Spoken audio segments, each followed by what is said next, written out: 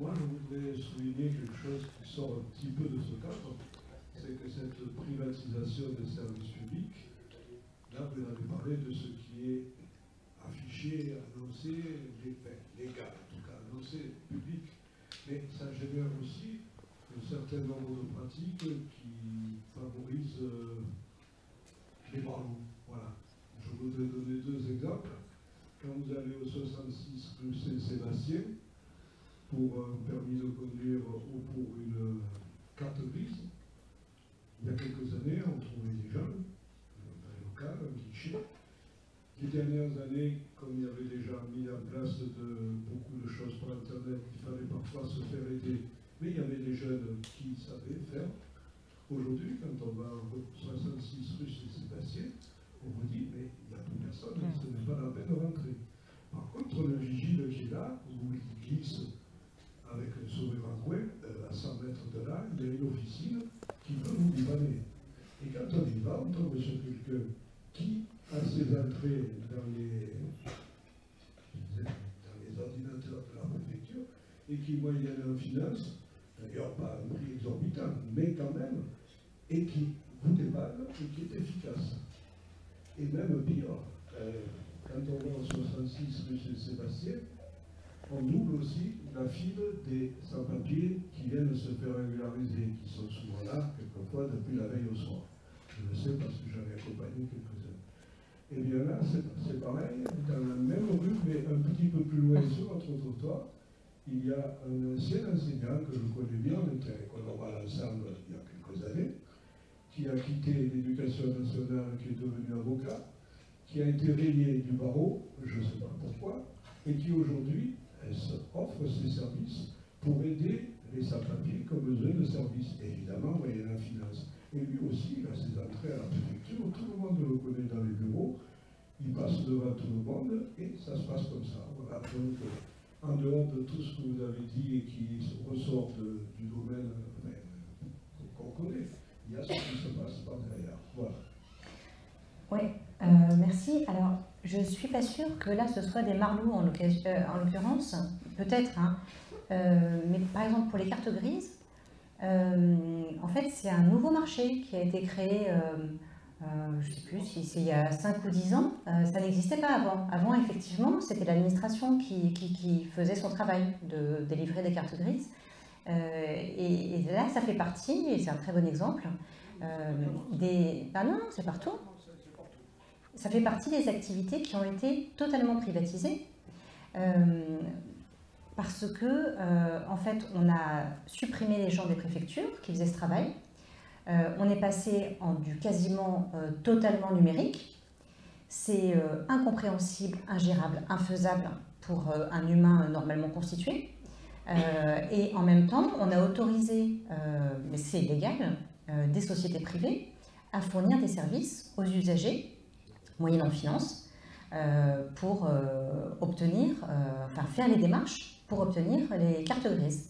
Donc ça, c'est un très très bon exemple et ça va tout à fait dans l'exposé de ce soir. Ce ne sont pas des marlous, ou bien c'est le gouvernement où il y a des marlous, je ne sais pas, mais en tout cas, c'est un nouveau marché. Je faisais surtout allusion au suivant. Et alors le suivant, je ne le connais pas, et je ne sais pas, mais c'est vrai que il y a des avocats qui défendent les étrangers qui cherchent à obtenir un titre de séjour et qui essayent de faire annuler des obligations qu'ils aient le territoire. Alors là, si c'est un avocat qui a été radié, qui a ses entrées à la préfecture, je ne connais pas le principe, ni la théorie ni la pratique.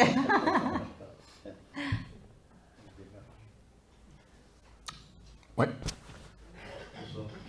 Merci. Vous nous avez dressé un tableau parfaitement clair, lumineux, des pratiques et de leurs conséquences. Et je souhaiterais que vous reveniez sur les motivations. La principale motivation que vous avez citée, c'est l'idéologie. À mon sens, il faudrait voir en dessous, parce que l'idéologie, c'est une construction mentale qui, en fait, sert les intérêts de celui qui prône cette idéologie. Alors, j'ai mis comme hypothèse, et je voudrais avoir votre avis là-dessus, que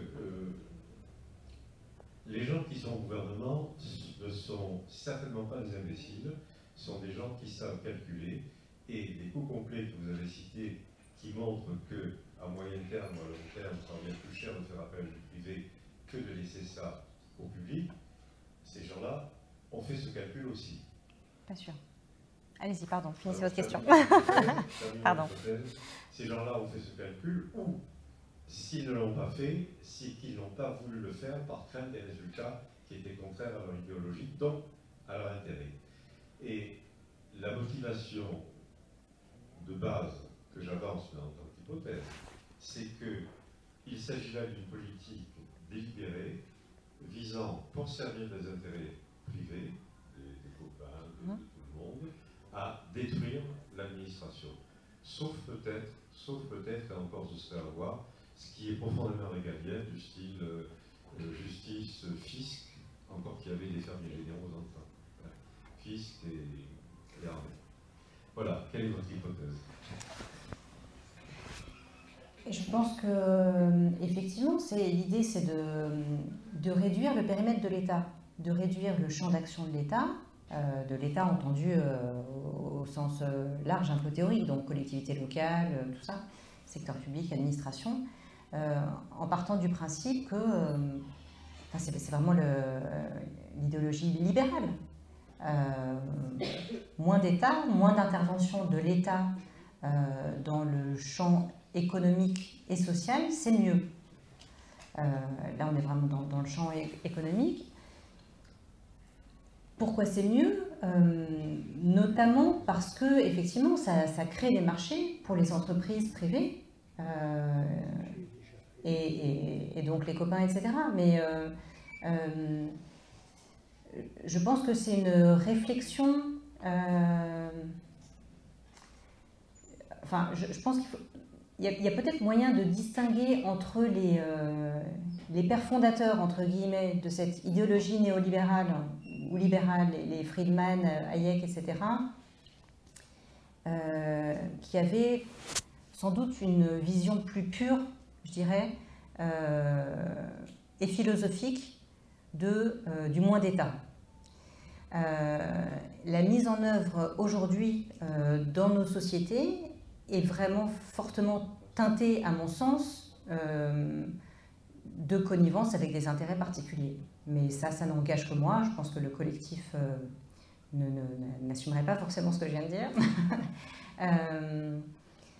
Et sur le coût complet, non, je suis absolument certaine que ça n'a jamais été fait.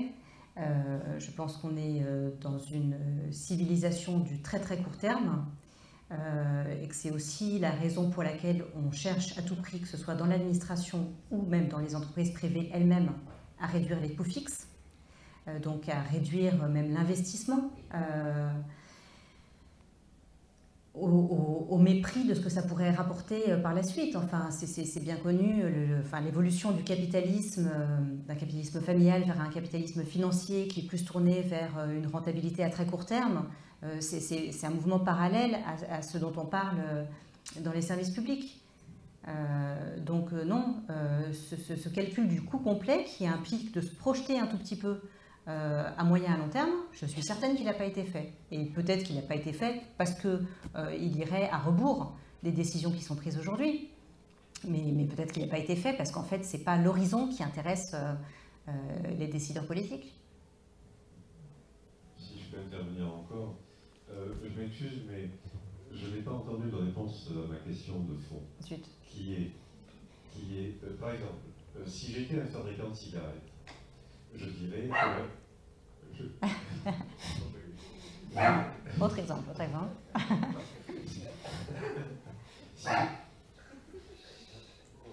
Si j'étais un fabricant de cigarettes, je dirais que la cigarette c'est bien, c'est chic, ça fait pas de mal, la nicotine au contraire ça augmente la circulation circulatoire, etc.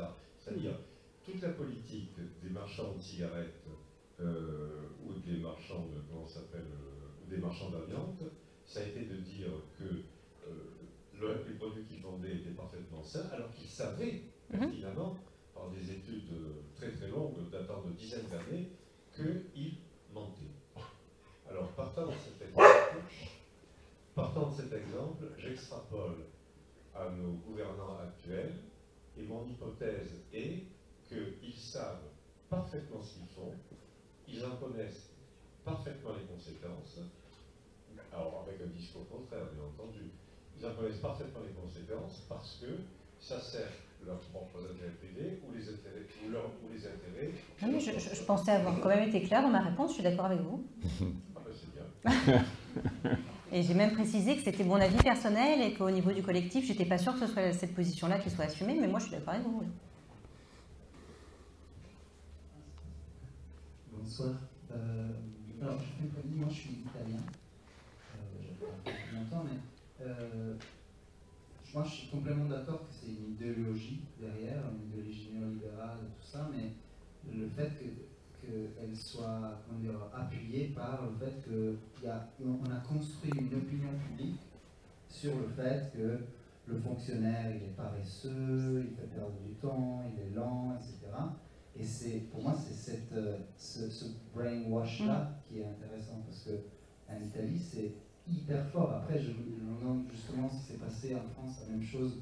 En Italie, dans l'après-guerre, avec le baby-boom, ils ont créé une infinité de postes publics qui servaient à rien, mais parce qu'il fallait quand même donner du travail, et ils ont fait ça.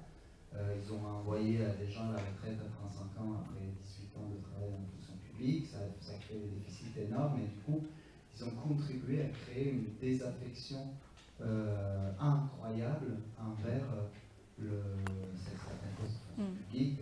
Typiquement, tu vas dans une poste italienne, il y a des personnes qui ne travaillent pas, des personnes qui travaillent mal, et en fait la poste ne fonctionne pas. Et ce philosophe-là fait que l'italien moyen, il dit ouais, mais du coup, les fonctionnaires, ils sont paresseux, etc. Je me demande si en France, il y a eu ce travail un peu de brainwash qui a été fait. Et après, on les voit, les résultats de la privatisation de tout, c'est que ça ne fonctionne pas, c'est pire. Les Anglais, là, ils reviennent sur la privatisation des chemins de fer, qui détruit les chemins de fer en privatisant, et c'est longuissime.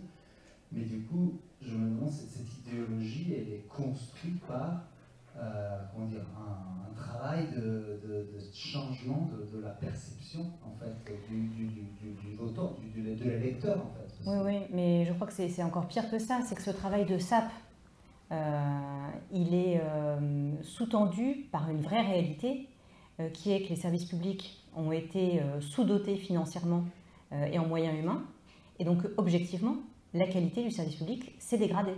Objectivement, dans un certain nombre de cas, on est mieux soigné dans une clinique privée que dans un hôpital public. Objectivement, aujourd'hui, un enfant, pardon pour les généralités, voilà, mais je fais quand même, c'est à visée pédagogique. Objectivement, aujourd'hui, les enfants sont mieux suivis dans les écoles privées, qui ont plus de moyens, que dans les écoles publiques. Donc ce fonctionnaire bashing, il s'appuie aussi sur une réalité qui est constatée par les usagers, dont ils ne connaissent pas forcément les tenants et les aboutissants, mais qui peuvent vérifier eux-mêmes. Oui, effectivement, ils attendent des heures au commissariat à Noailles pour faire enregistrer une plainte. C'est vrai, c'est scandaleux. Et ce n'était pas comme ça il y a 10 ans ou 15 ans. Il y a une dégradation terrible. Donc, si la chanson dominante, c'est de dire c'est parce que en fait, les fonctionnaires ils sont paresseux, les policiers ils sont en arrêt maladie, etc. Bon, c'est ça qu'ils vont donner comme explication. Mais en fait, l'explication elle est simple, c'est parce qu'il n'y a plus personne dans les bureaux, quoi. Voilà. Donc on attend des heures et on finit par vous dire faites un dépôt de plainte en ligne. Alors la petite lueur d'espoir, parce que je voulais en donner une quand même, mais bon, c'est que je pense que on a été tellement loin dans la casse des services publics que les gens sont en train de se rendre compte que vraiment ça va pas, et ça va pas seulement, ça va pas être seulement parce que les fonctionnaires sont des feignants, quoi. Avec les incendies qu'il y a eu cet été, avec les problèmes à répétition dans les hôpitaux, les fermetures de maternité, etc. Enfin, c'est quand même très, très relayé dans les médias. Et les gens sont touchés directement dans tous les domaines. Donc, peut-être qu'à terme, la pression de l'opinion va s'inverser pour qu'on redonne des moyens au service public. Voilà, c'est l'espoir. Espérons-le. Oui.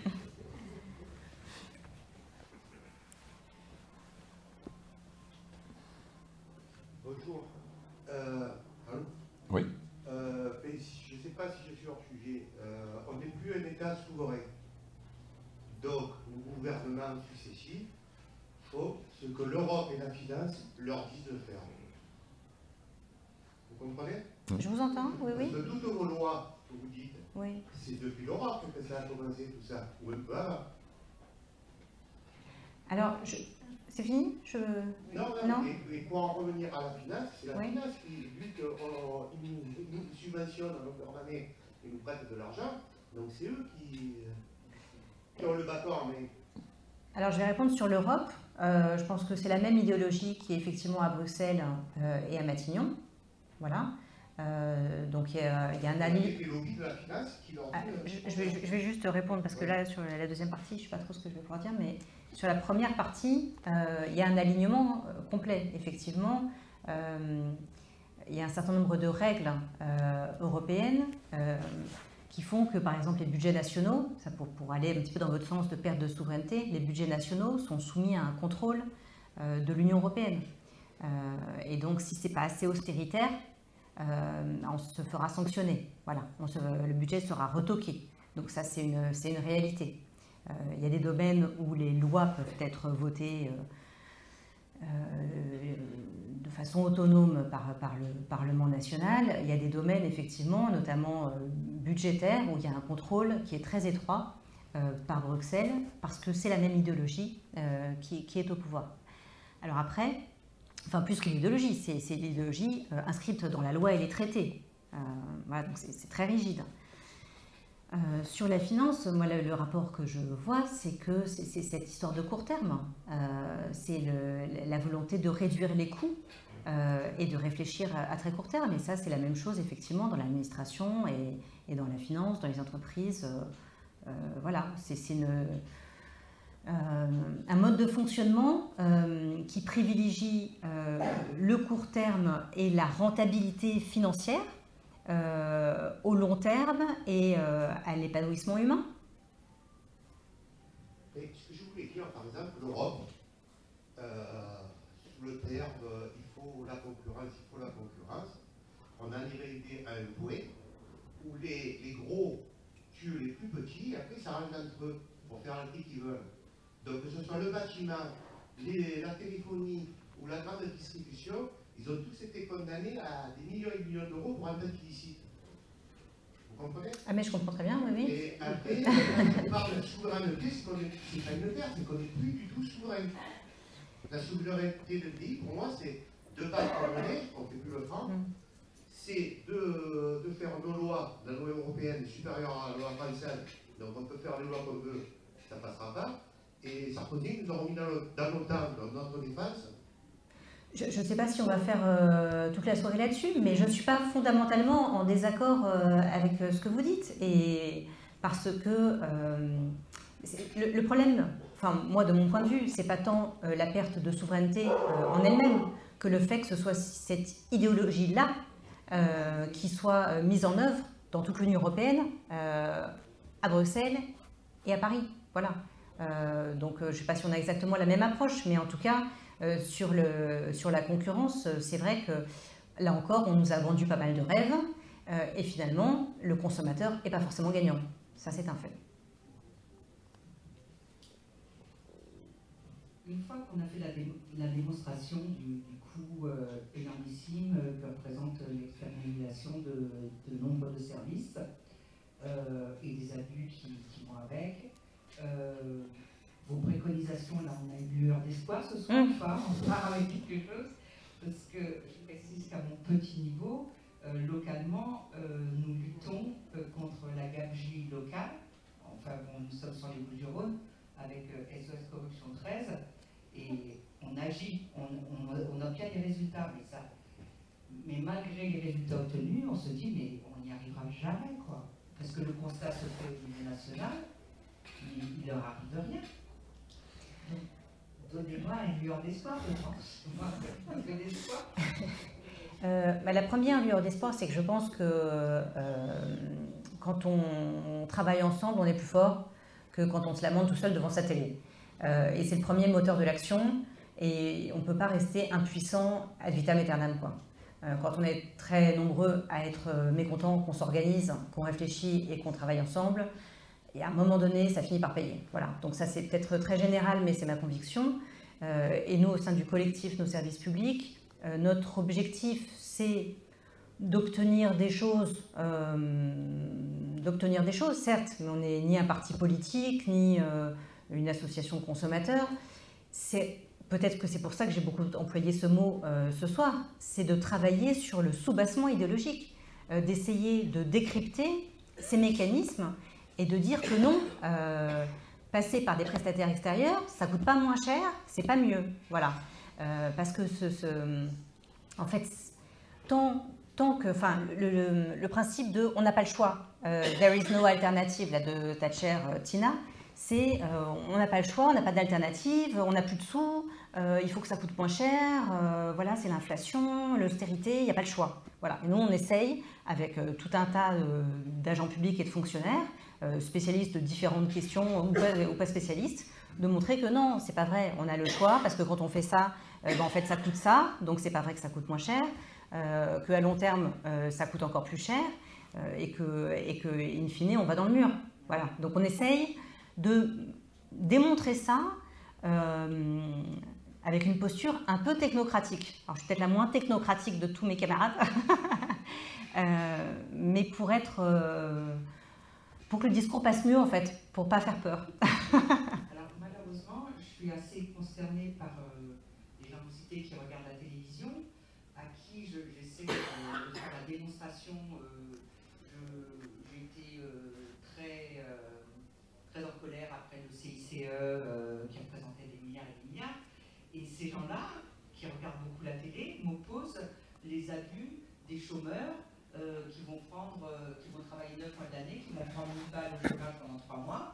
Alors oui, c'est pas bien, mais à côté de ça, je dis, mais regarde, il y a combien de zéros derrière 1000 et il y a combien de zéros derrière 41 milliards, quoi. Et les gens n'arrivent pas à faire... Pour eux, c'est quasiment la même chose. Et je suis députée de ça. Je me dis, mais... Mais c'est aussi là qu'on a une utilité, je pense, effectivement. Essayer de remettre les choses à leur place. Mais bon, il y a du boulot. Qui souhaite intervenir?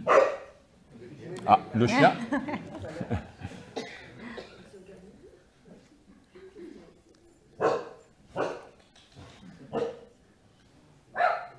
Est-ce que tu veux un petit mot de conclusion? J'ai déjà pas mal non, c'est bon. parlé, Ouais. ouais. Est-ce qu'on s'arrête là? Michel? Oui, Michel. Je l'ai appelé Patrick tout à l'heure. J'ai été tenté de poser des questions autour de l'engagement des fonctionnaires, de leurs droits, fonctionnaires depuis pas mal de temps, 35 ans à peu près. J'ai vraiment l'impression qu'on a tout fait pour décourager les gens. C'est un peu parallèle. Est-ce que c'est complotiste que de penser que cette diminution des droits, cette non-revalorisation des carrières, de ces salaires qui baissent en pouvoir d'achat, ces commissions de consultation qui disparaissent, hein, pour moi c'est l'éducation nationale, les syndicats sont plus consultés, le droit des inspecteurs est devenu un petit peu plus fort que par le passé.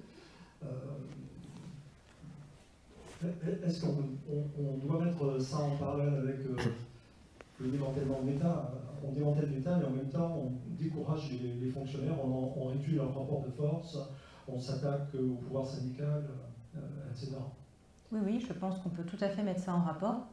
Là récemment, le gouvernement a été un petit peu pris de court parce que la fonction publique n'est tellement plus attractive qu'il n'y a plus le minimum qu'il faudrait pour faire tourner les écoles, etc. Donc d'un coup, ça panique à bord, job dating, etc. Mais effectivement, tout est fait pour décourager les aspirants potentiels.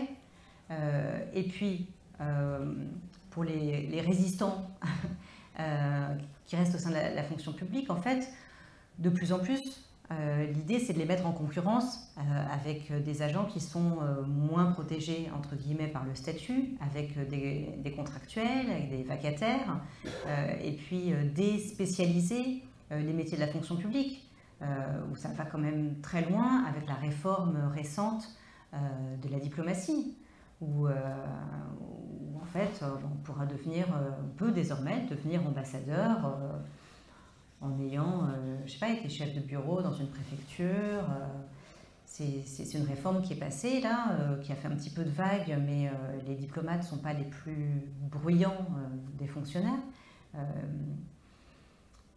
Voilà, l'idée c'est d'évider autant qu'on peut la machine étatique et la rendre la moins spécifique possible. Dire que les missions peuvent être assurées par des entreprises privées et pas par l'administration, dire que les missions de l'administration peuvent être assurées en son sein, non pas par des agents publics compétents qui ont qualité pour le faire, mais par des gens qui vont venir faire ça 2 ans, puis repartir, à qui ça va servir de marchepied dans leur carrière, pour rejoindre ensuite des cabinets de conseil, des entreprises privées. Il y a aussi de plus en plus de passerelles et de passages entre public et privé, avec tout ce qui est lié en termes de conflits d'intérêts, etc. Oui, je pense que c'est pas du complotisme, mais c'est très lié. Ouais. C'est une entreprise de longue haleine et réfléchie. Monsieur disait tout à l'heure qu'ils n'étaient pas idiots. Non, il ne s'agit pas de sous-estimer l'adversaire. Ils sont loin d'être idiots. Très bien, on en termine là. Bien, merci beaucoup pour vos interventions. Merci à Prune, et je pense qu'on va l'applaudir une nouvelle fois.